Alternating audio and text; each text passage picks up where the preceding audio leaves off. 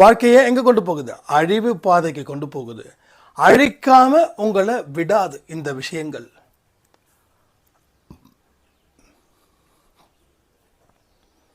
அப்போ நம்ம வாழ்க்கையில் இப்போ வரைக்கும் அந்த தப்பை செஞ்சுக்கிட்டு இருக்கோமான்றதை ஆச்சரியப்படணும். அப்போது பதிவுகளை கேட்காம இங்கே டெவலப்மெண்ட்டே இல்லை.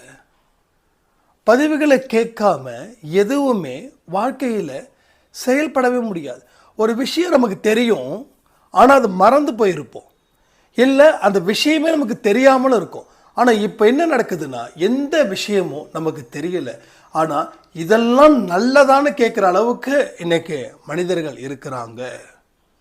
ஓ, இப்படி தான் பண்ணணுமா, இப்படி தான் இருக்கணுமா, இது தப்பு இல்லையான்னு கேட்குறவங்க ஜாஸ்தி.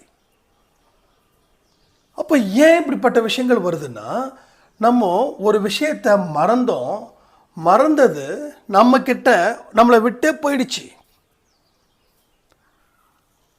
ஒரு மறந்த விஷயத்தை அடிக்கடி ரிமைண்ட் பண்ணாதான் நமக்கு அந்த ஞாபகம் வந்துக்கிட்டே இருக்கும்.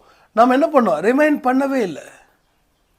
அப்போ நல்ல பழக்க வழக்கங்கள் மறக்க மட்டும் இல்லை, நம்ம சுத்தமாக இந்த ஜென்மத்திலேயே கிடைச்ச அத்தனை நல்ல விஷயங்களையும் இந்த ஜென்மத்திலேயே